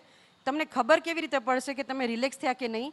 તો મિનિમમ 3 વાર તમે કરો અને મેક્ઝિમમ તમે 10 વાર સુધી કરી શકો આરામથી. 10થી વધારે વાર એક જ ક્ષણમાં ન કરો, જેથી કરીને તમે ફટીગ ન થાવ. એટલે આ વસ્તુ કરવી એ બહુ જ જરૂરી છે તણાવ દૂર કરવા માટે. અને એના માટે સૌથી ઇમ્પોર્ટન્ટ વસ્તુ છે take a break. 1 second, 2 second, 3 second તમે પહેલાં બેસો અને પછી વિચારો કે ખરેખર આપણે સાચી રીતે શ્વાસ લઈ રહ્યા છીએ કે નહીં. એટલે એ તમને ઘણું તણાવ મુક્ત કરી શકે, ઇવન આપણને બધાને. એટલે ડીપ બ્રીથિંગ એક્સરસાઇઝ કાં તો કહીએ કે બેલી બ્રીથિંગ ખૂબ ખૂબ ખૂબ જ ઇમ્પોર્ટન્ટ છે કોવિડ-19ના આ તણાવની સિચ્યુએશનમાં. ઓકે મેડમ, આમ તો હવે તમારી સાથે એક સરસ મજાનો એપિસોડ બનાવવાની પપ્પુભાઈ પંડ્યા અને નિકેશભાઈ એટલે ચકાભાઈ હા પાડી છે. સરસ મજાનો બેન એક એપિસોડ આપણે અલગથી બનાવીએ છીએ. પણ મારા મનમાં જે હતો પ્રશ્ન મોટો કે પ્રી કોવિડ, કોવિડ હોય તે દરમિયાન અને પોસ્ટ કોવિડ, આ 3 ફેઝ હોય છે. કોવિડ નથી ત્યારે, કોવિડ હોય છે ત્યારે અને પોસ્ટ કોવિડ. ત્રણેયમાં કઈ કઈ પ્રકારની કસરતો અથવા તો ફિઝિયોથેરાપી કરી શકાય એમ છે? પ્રી કોવિડ અગર આપણે વાત કરીએ તો બહુ જ નોર્મલ જે આપણે એક્સરસાઇઝ, ફોર એક્ઝામ્પલ કે એરોબિક્સ એક્સરસાઇઝ, જે ઓક્સિજનનો વપરાશ કરીને એક્સરસાઇઝ થતી હોય એ તમે આરામથી કરી શકો. એ નોર્મલ લેમેન ટર્મમાં અત્યારે આપણે એમ પણ બોલી શકીએ છીએ કે કાર્ડિયો વર્કઆઉટ્સ, બરાબર. પણ એક શરતે, આ સંદર્ભમાં અત્યારે જે આ કોવિડ-19ની સિચ્યુએશન છે જેમાં આરામથી બધાનું ઓક્સિજન ઘટી જવાની શક્યતા વધે છે, ત્યારે તમારે એકમાત્ર એવું ધ્યાન રાખવાનું છે કે જ્યારે પણ આપણે બધા એરોબિક એક્સરસાઇઝ કરીએ, એરોબિક્સ એટલે કે ઘણું બધું આવી જતું હોય છે, એમાં ઓક્સિજનનો વપરાશ થાય, એટલે એમાં તમે વોકિંગ પણ લઈ લો, સાયકલિંગ લઈ લો, કે કોઈ પણ ટાઈપનો એરોબિક વર્કઆઉટ્સ જે હાથ અને પગ, એની અંદર કાર્ડિયક સિસ્ટમ અને પલ્મોનરી સિસ્ટમ બંનેનો યુઝ થાય, એ બધું આવી ગયું એની અંદર. પણ જ્યારે પણ એ કરીએ ત્યારે મેક શ્યોર કે આ બ્રીથિંગ એક્સરસાઇઝ છે એ પ્રી અને પોસ્ટ કરીએ. એ પ્રી કોવિડ ફેઝમાં આપણે કરી શકીએ છીએ. ડ્યુરિંગ કોવિડ એમાં 2 વસ્તુ આવી જાય. એક તો ક્રિટિકલ પેશન્ટ છે, બરાબર, એ, અને એક તો ઓપીડી બેઝ જે ઘરે હોય છે, આઇસોલેશનમાં હોય છે પેશન્ટ્સ, બરાબર. એ બંનેમાં પણ ફેરફાર હોય છે. જેનું સેચ્યુરેશન ઓક્સિજનનું 95થી નીચે રહેતું હોય છે, એ બધા છે ને બહુ જ એકદમ simple form of aerobic exercise કરી શકે, જેને અમે અમારી ભાષામાં લો ઇમ્પેક્ટ એક્સરસાઇઝીસ કહી છીએ, જે બેડ રિડન પણ હોઈ શકે છે અને ફ્લોર એક્સરસાઇઝ પણ હોઈ શકે છે. અને આઈસીયુની અંદર અગર કહીએ તો પોઝિશનિંગ ઇઝ વેરી ઇમ્પોર્ટન્ટ. હવે એવું પણ પ્રૂવ થયેલું છે કે 60% જ પ્રોન પોઝિશનિંગ ઇમ્પોર્ટન્ટ હોય છે. બધા પ્રોન પોઝિશનિંગમાં નથી રહી શકતા હોતા. એટલે એ જે ઓક્સિજનેશન છે એ બહુ મોટું કામ કરે છે આની અંદર. એટલે 40% છે એ ઘણી બીજી પોઝિશનિંગ હોય છે જે આઈસીયુની અંદર આપવામાં આવતી હોય છે. એટલે આપણે એ બધું પણ ધ્યાન રાખવું હોય છે જ્યારે આપણે ચેસ્ટ ફિઝિયોથેરાપીની વાત કરીએ ત્યારે. એટલે એ ડ્યુરિંગ કોવિડના ફેઝમાં હોય છે, જ્યારે ઇન્ડોર હોય છે પેશન્ટ, કાં તો મેડિસિનના ફોર્મમાં ઘરે આઇસોલેશનમાં હોય છે. અને પોસ્ટ કોવિડ જ્યારે આપણને ખબર જ છે સ્ટીરોઇડ ને બધું આપવામાં આવે છે, એટલે એકદમ સાદી ભાષામાં કહી શકીએ કે 100% એમને વીકનેસ ને એવું ફીલ થવાનું જ છે પોસ્ટ કોવિડ, બરાબર. એટલે એના માટે મસલ્સની સ્ટ્રેન્થ ને બધું બહુ ઇમ્પોર્ટન્ટ છે. એટલે એરોબિક્સની સાથે flexibility training, muscle flexibility training, બરાબર, અને એની સાથે સ્ટ્રેન્થ ટ્રેનિંગ, મસલ્સની સ્ટ્રેન્થ જાળવવા માટે એ પણ બહુ જરૂરી છે. એટલે post Covid physiotherapy and rehabilitation એ આખો અલગ જ કોર્સ છે. એટલે એ પણ ધ્યાનમાં રાખવામાં આવે છે. એટલે આવી રીતે પ્રી, ડ્યુરિંગ અને પોસ્ટ કોવિડ ફિઝિયોથેરાપીનો બહુ જ મોટો રોલ છે. મેડમ, આ બધી વસ્તુ તમે સમજાવી. માની લો કે મારે પોસ્ટ કોવિડ અથવા તો પ્રી કોવિડ સલાહ સૂચન જોતું હોય તો કઈ જગ્યાએ આપ મળી શકો, અથવા તો બીજું કઈ માની લો કે આપ તો સ્પેશિયાલિટી છો વાળા છો, પણ બીજા કોઈ ફિઝિયોથેરાપી પાસે જઈ શકીએ, અથવા તો કારણ કે અવેરનેસ નથી. પોસ્ટ કોવિડમાં ફિઝિયોથેરાપીનું બહુ મોટો રોલ છે, પણ અવેરનેસના કારણે કોઈ ઉપયોગ નથી કરતા હોતા, તો એ માટે કઈ સલાહ સૂચન હોય? 100%ની વાત કરી તમે અમિતભાઈ. પ્રી કોવિડની જ્યારે વાત કરીએ ને ત્યારે જનરલી હું એમ કહી શકું કે અમારે બેચલર ઓફ ફિઝિયોની અંદર જ આપણે કાર્ડિયોપલ્મોનરીના એકદમ શોર્ટ બધા સબ્જેક્ટ્સ આવતા હોય, એમાં એ લોકોનું જ્ઞાન પૂરતું હોય કે જેણે પણ બીપીટી કરીને ઇન્ટર્નશિપ કરીને પ્રેક્ટિસ કરતા હશે અહીંયા કોઈ પણ ફિઝિયો, એ આરામથી તમને બધાને કરાવી શકે એવી રીતે છે. સો બહુ બધા ફિઝિયોથેરાપિસ્ટ અહીંયા કાર્યરત છે, આપણે તમને ખ્યાલ જ હશે એ બાબતે. ડ્યુરિંગ કોવિડ પણ જે લોકોને એટલીસ્ટ 2 વર્ષનો અનુભવ હોય કાર્ડિયો રેસ્પિરેટરી પેશન્ટ સાથેનો, એ લોકો આરામથી કરાવી શકે. પણ શરત એટલી જ કે જે ઇન્ડોર અને આઈસીયુ છે એની અંદર તમારે ખરેખર ગાઈડલાઈન પ્રમાણે કામ કરવું પડે, કોકના માર્ગદર્શન હેઠે. એટલે એ લોકો આરામથી કરી શકે, પણ ગાઈડલાઇન્સને એ ફોલો થાય તો. અને એમાં છે ને એવું હોય કે પેશન્ટ ટુ પેશન્ટ બધું ફરી જાય, સિવિયરિટી પ્રમાણે પણ ફરી જતું હોય, જેન્ડર મેલ છે કે ફિમેલ એટલે કે પુરુષ છે કે સ્ત્રી એમાં પણ ફેર પડતો હોય. કારણ કે જેમ મેં વાત કરી પ્રોન પોઝિશનિંગની, તો એ બધાને નથી કામ આપતું. પ્રેગ્નેન્ટ લેડી હોય છે, પોસ્ટ સર્જિકલ એટલે સ્પાઇનલ સર્જરીઝ કઈ થયેલી હોય છે, બરાબર. એટલે ઘણા બધા એવા કેસીસ હોય છે જેમાં નથી કામ આપતું, તો એમાં પણ બહુ ધ્યાનમાં રાખવામાં આવે. એટલે જેન્ડર ડિફરન્સ પણ કામ કરતો હોય છે એની અંદર. પછી સ્લીપ એપનિયાવાળા પેશન્ટ હોય છે એમાં પણ. અને આઈસીયુમાં તો ખાસ, કારણ કે આઈસીયુની અંદર વેન્ટિલેટર ઉપર હોય પેશન્ટ, એનઆરબીએમ માસ્ક ઉપર હોતું હોય છે, બાયપેપ મશીન ઉપર હોતું હોય છે, તો એમને કેવી રીતે આપવી, કેવી રીતે નહીં, એ ગાઈડલાઈન પ્રમાણે કામ કરવું જોઈએ. રેસ્પિરેટરી ફિઝિયોઝને કાં તો જે પણ એમાં કાર્યરત હોય એ લોકોએ માર્ગદર્શન લઈને કામ કરી શકે છે આરામથી. કારણ કે અત્યારે શું છે કે મેન પાવર જરૂરી છે, એટલે દે આર ઓલવેઝ વેલકમ કે કંઈ પણ એ લોકો કાર્યરત બને આજે સમાજ માટે, તો એ લોકો માર્ગદર્શન લઈને કરી શકે છે એમાં. અનલેસ એન્ડ અન્ટિલ કંઈ પણ એમને નુકસાન ન થાય. ઓક્સિજનનું બહુ જ ખાસ ધ્યાન રાખવાનું છે, કારણ કે હાર્ટ લેવલથી ઉપર ક્યારે પણ કોઈ એક્સરસાઇઝ થાય એટલે 100% ઓક્સિજન ડાઉન થવાનું છે. એટલે હંમેશા એ વસ્તુનું ધ્યાન રાખવાનું છે. અને પોસ્ટ કોવિડ રિહેબિલિટેશનમાં તમારે જો 14 દિવસ પૂરા થઈ ગયા હોય તો મેં કીધું એ પ્રમાણે કોઈ પણ ઇવન બીપીટી હોય કે એમપીટી ન્યુરો કરેલું હશે કે એમપીટી ઓર્થો હશે, એનો જે અનુભવ હશે કાર્ડિયો રેસ્પીમાં 2 વર્ષનો કેમ, એ તમને આરામથી કરાવી શકશે પોસ્ટ કોવિડ રિહેબિલિટેશન. અને એવું હું ઈચ્છું કે એ લોકો જો માર્ગદર્શન હેઠે કરે તો વધારે સારું, કારણ કે આ બહુ જ સેન્સિટિવ ફિલ્ડ છે ફિઝિયોથેરાપીની. Chest physiotherapy highly sensitive field હશે ચેસ્ટ આખા ફિઝિયોથેરાપીમાં. બહુ સારી વાત છે. અને અવેરનેસ ઓછી છે. બાકી ખરેખર પોસ્ટ કોવિડ મોટી ઉંમરનાને બહુ જરૂર પડતી હોય છે, કારણ કે સ્ટીરોઇડના ટીકડા, રેમડેસિવિર, આ બધું કંઈ અઘરામાં અઘરી વસ્તુ છે, હેલી વસ્તુ તો છે નહીં. શરીરમાં કેટલું નુકસાન કર્યું હોય તમને ખ્યાલ જ નથી હોતો. તો ફિઝિયોથેરાપીનો લાભ લેવો જોઈએ, જે નથી લેતા એ આપણી અજ્ઞાનતા છે. એનીવે, ચિંતન યાદવ સાહેબ, એન્ડ આપવા માંગીએ છીએ ત્યારે લોકોને શું મેસેજ છે? મારે બસ વ્યુઅર્સને એટલી જ વિનંતી કરવાની, જે લોકોને કોવિડ થઈ ગયું છે અને સાજા થઈ ગયા છે તો એ લોકો પોઝિટિવ એનર્જી સ્પ્રેડ કરે. જે લોકોને કોવિડ નથી આવ્યું ને વેક્સિન લીધેલું છે તો એ લોકો ચિંતા થોડી ઓછી કરે, કેમ કે વેક્સિન પછીના ઘણા કેસ જોયા છે, પણ એ લોકોને બહુ જ માઇલ્ડ ફોર્મમાં બીમારી થાય છે, એટલે ચિંતા કરવાની એ લોકોએ જરૂર નથી. ને જે લોકોએ કોવિડ નથી થયું ને વેક્સિન નથી લીધી, તો બોસ તમારે અઘરી પરિસ્થિતિ આવી શકે છે.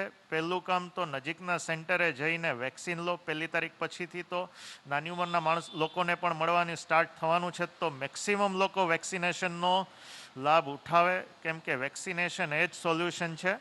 ને જો બાય ચાન્સ વેક્સિન નથી લીધી ને બીમારી આવે આવનારા દિવસોમાં, તો પણ પેનિક થયા વગર નિયર બાય ડૉક્ટરનો કોન્ટેક્ટ કરે, ટાઈમલી ટ્રીટમેન્ટ કરે, તો તમારી કન્ડિશન બગડવાની નથી. એટલે લોકોને ખાલી એટલી જ અપીલ, ગભરાય નહીં પણ સેફ રહે. Thank you. મિત્રો, યાદવ સાહેબે તો અપીલ કરી. ચેતન ત્રિવેદી સાહેબને પણ હું વિનંતી કરીશ કે છતાં એન્ડ નોટમાં કાંઈ આપને કહેવાનું હોય, પણ એ પહેલાં મારી એક નોટ કરી દઉં કે હમણાં અમે 2 એમ્બ્યુલન્સ જતા જોઈ. સાહેબ, આપણામાં સારી બુદ્ધિ વગરના માણસો છીએ. એમ્બ્યુલન્સવાળા તમને આગેથી સાયરન સંભળાય છે તો પ્લીઝ યાર ઊભા રહી જાઓ. 5 મિનિટમાં તમારું કાંઈ નથી જવાનું. આખો રસ્તો એને ખાલી કરી દો. 2 એમ્બ્યુલન્સ અમે જોઈ છે કે જે બ્રેક એટલે કોઈ જે સ્પીડમાં મારી છે એ જોઈ ન શકાય એવી રીતે હતી. અંદર દર્દી બેઠું છે, કોકનો જીવ છે. એટલે મહેરબાની કરીને જ્યારે પણ 108ની એમ્બ્યુલન્સ કે બીજી કોઈ એમ્બ્યુલન્સ સાયરન વગાડીને નીકળતી હોય તો આપણી એક સદબુદ્ધિનો ઉપયોગ કરીને એને જગ્યા આપો મહેરબાની કરીને. આ તમને બધાને હાથ જોડીને વિનંતી કરું છું. ત્રિવેદી સાહેબ આપની એન્ડ નોટ. આમ તો મિત્રોએ ઘણી બધી આજે સરસ વાત થઈ. અમિતભાઈ, તમને ખાસ આ જીટીપીએલને હું અભિનંદન આપું છું કે આ એક બહુ સરસ મજાની વાત હતી. એક નાનો 1 કલાકના એપિસોડમાં ઘણા બધા લોકોના માનસિક સોલ્યુશન આખી જો ટોક સાંભળે તો તંત્ર, પછી સામાજિક જવાબદારી, તબીબી સલાહ અને એક્સરસાઇઝીસ, આ બધી વસ્તુ વણીને વચ્ચે વચ્ચે તમારી એક્સપર્ટ કોમેન્ટથી તમે જોડ્યું. અને હું દર્શકોને કહું છું કે આ બધું માત્ર સાંભળવા માટે નથી.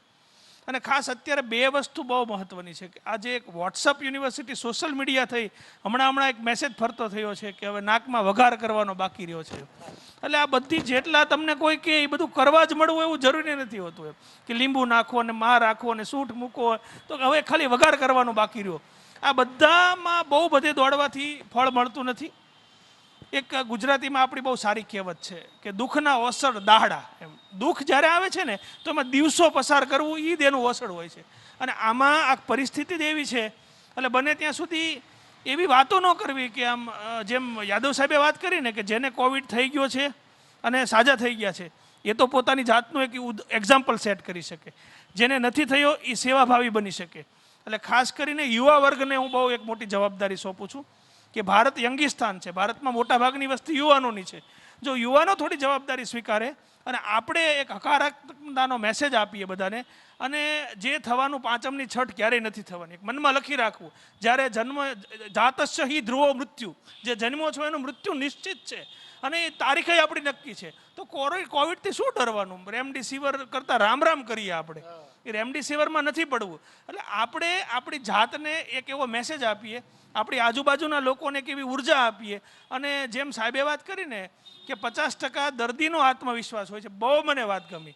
મેં મારા વ્યક્તિગત મારા ધર્મપત્ની અને અમારી યુનિવર્સિટીના પરીક્ષા નિયામક બંનેને સાથે કોવિડ થયો હતો. અમિતભાઈ એમના પત્ની પણ સાથે હતા.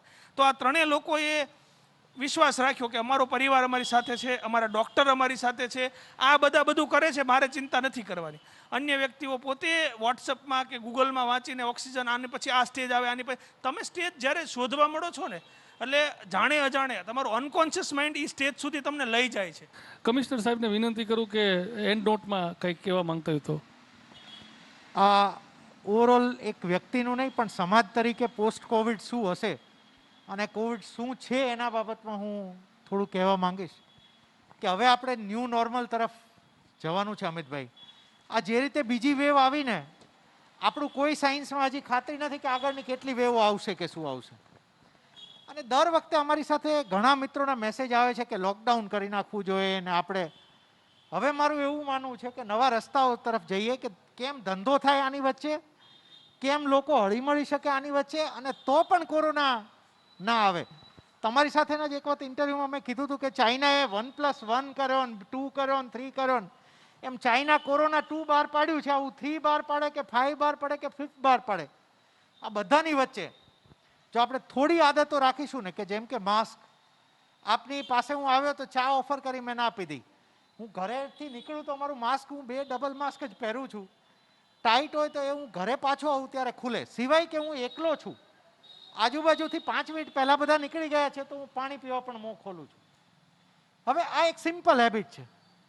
બીજું, થોડુંક ડિસ્ટન્સ રાખીએ, કોઈને નજીક ના આવવા દઈએ બહુ.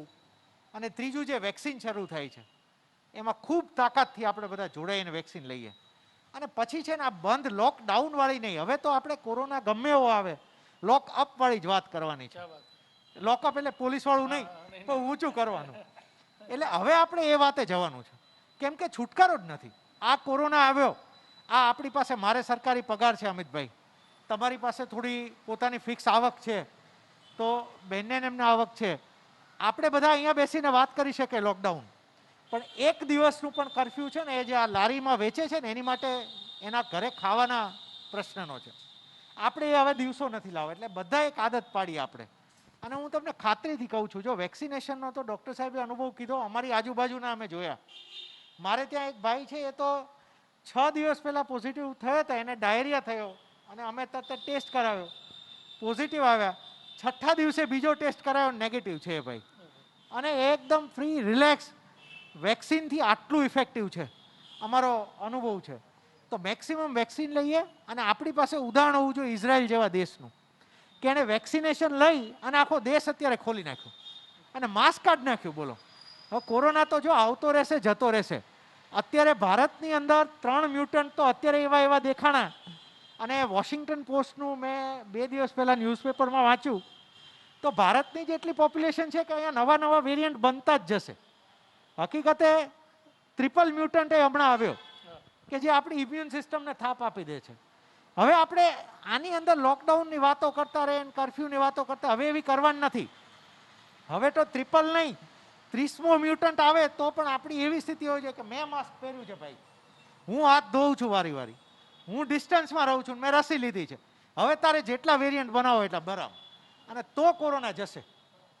બાકી હવે કોઈ રસ્તો નથી. એટલે હું તમામ નાગરિકોને બહુ પોઝિટિવ રહીએ. ખરેખર આ 3-4 વસ્તુઓને આપણી જિંદગીમાં અપનાવી લઈએ. અને એમાં છે ને સાવધાની હટી અને દુર્ઘટના ઘટી એ થઈ શકે. માસ્ક આપણા બાજુનો મિત્ર અંગત એની સામે પણ નહીં ખોલવું ભાઈ.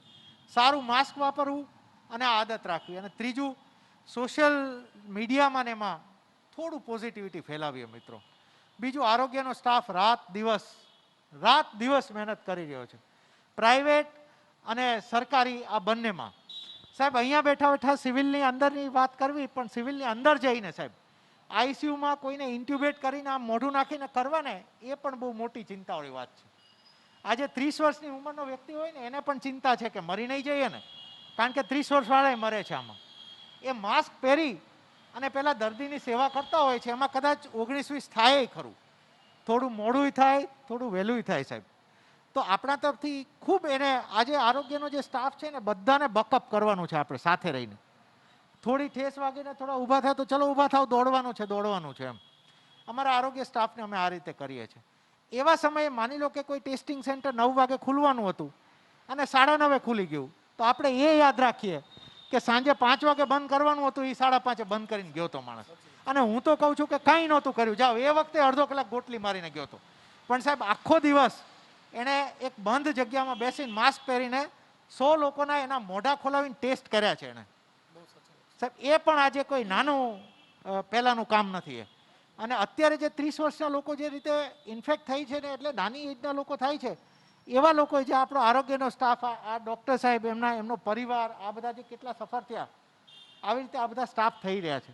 ત્યારે બધા આપણે સાથે રહીએ અને આપણા વર્તનથી હવે આમનું કામ નથી વધારવું. આપણે બધાએ માસ્ક પહેરીએ અને હવે ધંધા બંધ નહીં, ધંધા વધારવાનું કરવું છે આપણે.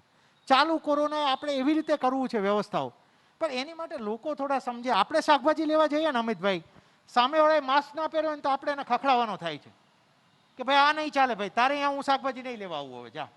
શું કામ? તો બાજુમાં જે બીજો શાકભાજી વાળો છે, એને સાંજે એ જેટલું શાકભાજી વેચાશે તો એના ઘરે જમવાનું બનશે.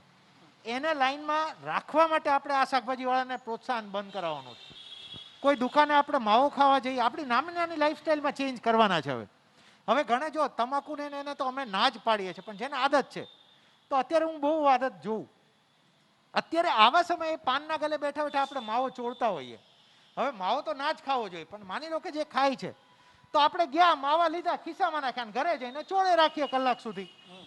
ત્યાં બેસીને આપણે માવો ચોળીને બેઠા રહ્યા, એટલે આપણે કાં તો આપણે રિસ્કમાં મુકાણા, કાં સામેવાળો રિસ્કમાં મુકાય છે. તો આવી સારી આદતોને આપણે થોડું વિચારવાનું છે અને લાઈફ નોર્મલ પહેલાંમાં લાવવાની છે. જુનાગઢ મહાનગરપાલિકાએ એક સ્ટ્રેટેજી જે અપનાવીને મને બહુ એવું ગર્વ છે એ વાતનું. જોજો કોરોનાની નથી ખાંસી, ગળું સુકાઈ ગયું એની છે, કે અમે ટેસ્ટિંગમાં એટલો બધો ભાર મૂક્યો છે કે રોજની જુનાગઢની 1% વસ્તીને અમે ટેસ્ટ કરીએ છીએ. આપ કમ્પેર કરો આના સ્ટેટ લેવલ ને નેશનલી, કે કોઈ એવું સિટી બતાવો કે 1% of the population is testing every day. સાંજ પડે 1% વસ્તીને ટેસ્ટ કરી લઈએ છીએ અને અમે એને શોધી રહ્યા છીએ. આજે દવાની જે લોકલી અછત આવે ને, એનું કારણ પણ અમે આ જે ડાયા થઈએ છીએ ને એ છે સાહેબ, કે આપણે બને એટલા સામેથી પકડો લોકોને. બને એટલા ઇનિશિયલ ફેઝમાં કરાવો. ટેસ્ટિંગ એટલું લિબરલ કર્યું છે. હું તો ઘણી વખત પૂછું ટેસ્ટ કરવા બેન, શું કામ બેન ટેસ્ટ કરાવવા આવ્યા? તો કે સાહેબ આ બધાને કોરોના થાય છે ને તો મેં ટેસ્ટ કરાવી લીધો. મેં કીધું સારું કર્યું બેન, બધા આવીને ટેસ્ટ કરાવવા જ માંડો. જેટલા પોઝિટિવ પહેલાં આઈડેન્ટિફાઈ થઈ જશે તો 70% તો એમના મટી જાય, પણ એ 4 જણાને રિપ્લિકેશન કરશે એ નહીં થાય.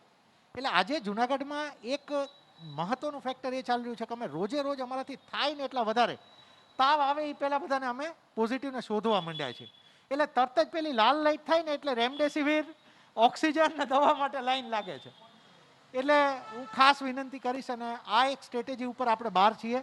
જુનાગઢની પ્રજાને હું વિશ્વાસ અપાવું છું કે તંત્ર, મહાનગરપાલિકા, અમારા ચૂંટાયેલા પ્રતિનિધિઓ, અમે બધા ફ્રન્ટ લાઈન ઉપર ઊભા રહી છીએ અને જુનાગઢની પ્રજાને કોઈ જગ્યાએ કોરોનામાં અમે પરેશાન નહીં થવા દઈએ. એની માટે અમારી પર્સનલ હેલ્થને પણ અમારે દાવ ઉપર લગાવવી પડશે તો એ લગાવીશું અને લગાવીએ છીએ. વાહ, તો મિત્રો આ થોડી લાંબી ચર્ચાઓ થઈ પણ મજા આવી. આજે છેલ્લા જે 5 દિવસથી ચર્ચાઓ કરતા હતા એમનું આજનું પેનલિસ્ટમાં એટલી મજા આવી છે કે મને પોતાને ઘણા જવાબ મળી ગયા. મને એમ થાય કે કાલે હું દેખાડવું, આ બધા જવાબ આજે જ મળી ગયા એવું લાગે છે.